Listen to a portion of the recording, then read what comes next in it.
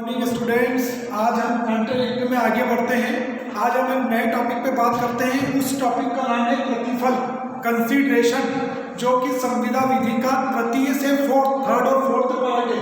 प्रतिफल के बारे में हम सिनॉप्सिस में देखते हैं क्या क्या इसके मेन पॉइंट्स हो सकते हैं।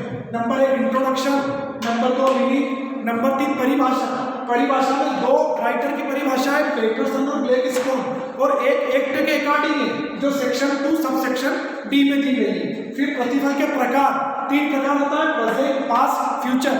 फिर हम इधर देखते हैं प्रतिफल का आवश्यक तत्व, इसेंशियल एलिमेंट्स, प्रतिफल का अपवाद, section 25 without consideration is wide, और निष्कर्ष, कंक्लूजन। अब हम बात करते हैं प्रतिफल होता क्या है। तो सिंपल से इसका परिचय कि एक विधिक संविदा होने के लिए प्रतिफल का होना बहुत आवश्यक है। कुछ परिस्थितियों को छोड़कर, कुछ दशाओं को छोड़कर बिना प्रतिफल के संविदा शून्य होती है। प्रतिफल का विधि की दृष्टि में कुछ मूल्य अवश्य होना चाहिए। ये सिंपल से इसका परिचय।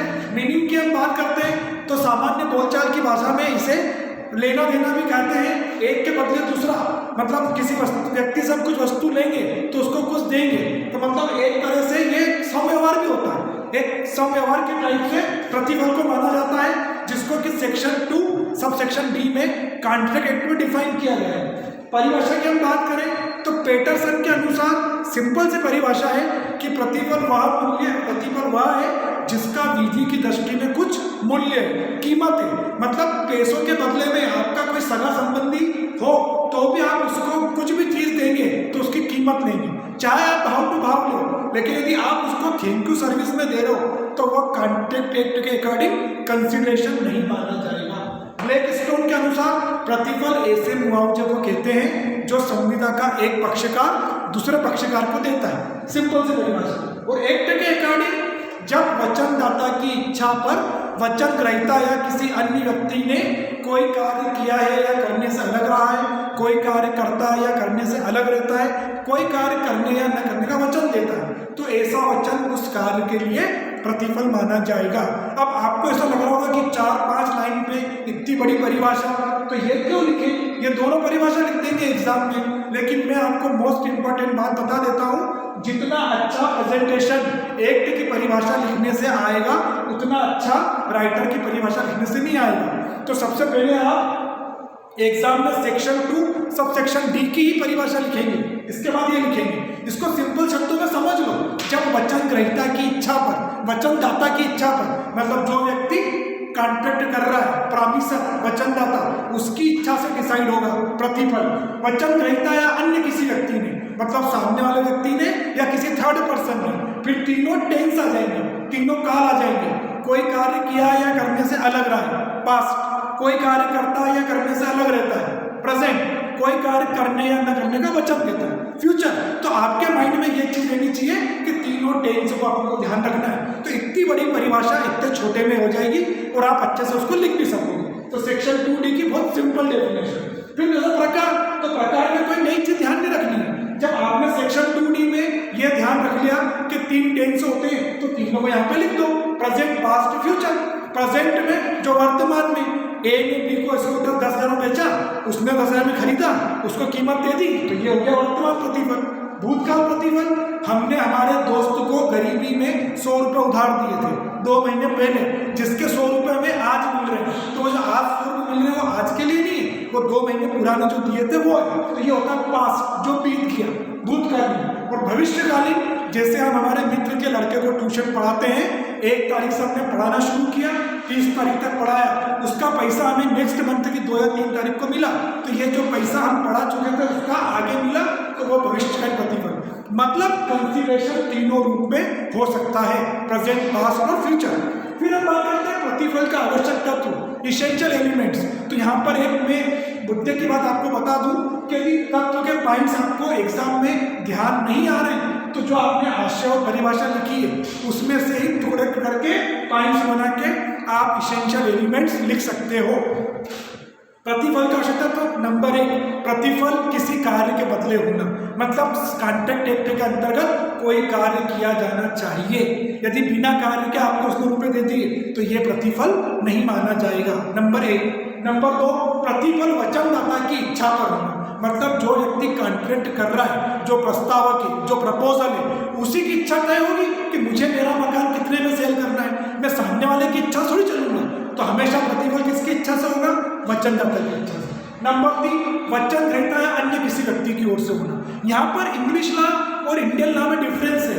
इंग्लिश लॉ कहता है कि सिर्फ कंसिडरेशन वचन ग्रहीता की ओर से दे हो, लेकिन इंडियन लॉ ये कहता है कि जरूरी नहीं है, वचन ग्रहीता नहीं है, प्रेजेंट नहीं है, अपसेंट है, तो उसका जो लीगल एडवाइजर है, उसका जो थर्ड पर्सन विधि कभी करता है, वो भी प्रतिफल की राशि दे सकता है और यह लीगल कॉन्ट्रैक्ट वैलिड माना जाएगा। मतलब प्रतिफल किसी की ओर से भी हो सकता है। नंबर 4, प्रतिफल का कुछ कीमत में होना, कुछ मूल्य होना। जैसे हम हमारे सगे संबंधियों को 1000 रुपये की चीज 500 में दे देते हैं, तो ये 500 रुपये में हमने जो दिया, इसका वैल्यूएशन सही है या गलत है, ये कोर्ट करेगी। और कोर्ट किस देख को करेगी कि क्या आप पर किसी तरह का दबाव तो नहीं बनाया गया था, डरा के धमका के तो आपको 500 रुपये में नहीं देना पड़ा उसको, हमने उसको भाव टू भाव में चीज दे दी। क्यों? क्योंकि वो हमारा रिलेटिव था, लेकिन हमने रुपये लिए, हमने फ्री थैंक यू सर्विस में उसको कुछ भी नहीं दिया। फिर एक पॉइंट आता है प्रतिफल का विधि की दृष्टि में कुछ मूल्य होना, ये हो गया। फिर प्रतिफल हमेशा वैधानिक होना। सेक्शन 23 कॉन्ट्रैक्ट एक्ट की कि अनलीगल कंसिडरेशन विधि की दृष्टि में क्या है? शून्य है, वाइड है, इसलिए हमेशा प्रतिफल कैसा होगा? वैधानिक होगा। क्योंकि सिंपल सी चीज है, आप आपका मकान यदि रेसिडेंस पे दे रहे हो, किराए पे दे रहे हो, तो यदि आपने उससे बोला कि तुम रेसिडेंस के लिए उपयोग करोगे तो 3000 रुपये किराया, लेकिन इस मकान का उपयोग जुआ घर, सट्टा घर, वेश्या घर के लिए करोगे तो 10,000 रुपये किराया। किराया दोनों में आ रहा है, 3000 रुपये कीमत आ रही है, 10,000 भी आ रही है, लेकिन जो 3000 वाला पार्ट है वो लीगल है, जो 10,000 वाला पार्ट है वो अनलीगल है। इसलिए हमेशा कंसिडरेशन कैसा होगा? विधिक होगा, लीगल होगा। फिर हम बात करते हैं प्रतिफल के अपवाद। सेक्शन 25 कॉन्ट्रैक्ट एक्ट की विदाउट कंसिडरेशन इज वाइड, बिना प्रतिफल के संविदा शून्य होती है। इसके क्या अपवाद है? तो नंबर 1 पढ़ेंगे आप, स्वाभाविक प्रेम एवं स्नेह पर आधारित नेचुरल लव। यदि पिता अपने पुत्र या पुत्री को कोई मकान देता है उसके जीवन काल में कि मैं एक मकान उनको देना चाहता हूँ, उस मकान के अपने बेटे से रुपये नहीं लेगा वो, लेकिन ये करार शून्य नहीं रहेगा, ये वैध रहेगा।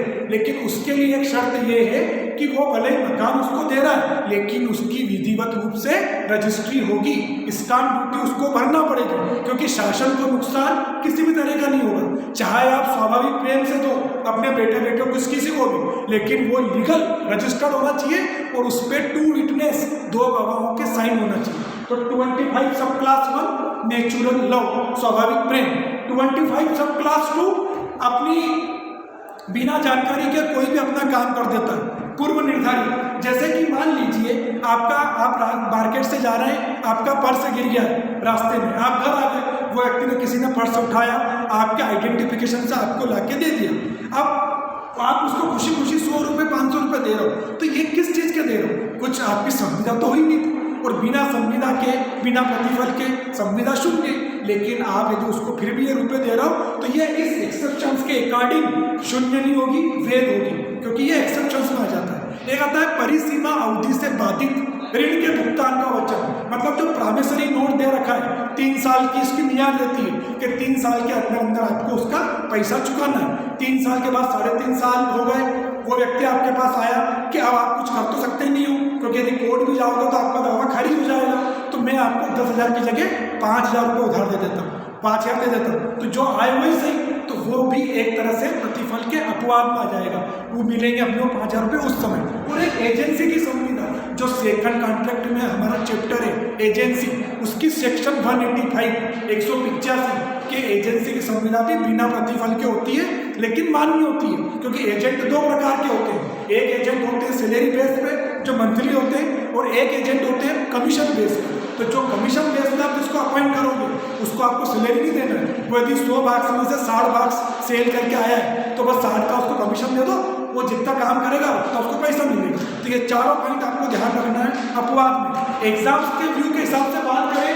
तो अपवाद, आवश्यक तत्व, प्रकार, इन तीनों में से वो कुछ भी चीज़ पूछ सकता है, लेकिन हमें सिनॉप्सिस पूरी ऐसी की ऐसी ही बनानी है, सिस्टमेटिक, जिसमें 2 परिभाषा 2D के अकॉर्डिंग उसकी डेफिनेशन, फिर प्रतिफल के 3 टाइप्स, फिर उसके 4 से 5 इसेंशियल एलिमेंट्स, फिर सेक्शन 25 में 1, 2, 3, 4 4 क्लास में उसके एक्सेप्शंस, अपवाद, फिर कंक्लूजन, ऐसे करके पूरा एक बेसिक क्वेश्चन आपके कंसिडरेशन तैयार होता है, जो आपको आगे सीजे एडीपीओ के लिए भी प्लस एलएलबी बीएलएलबी के एग्जाम्स के लिए भी इंपॉर्टेंट टॉपिक है।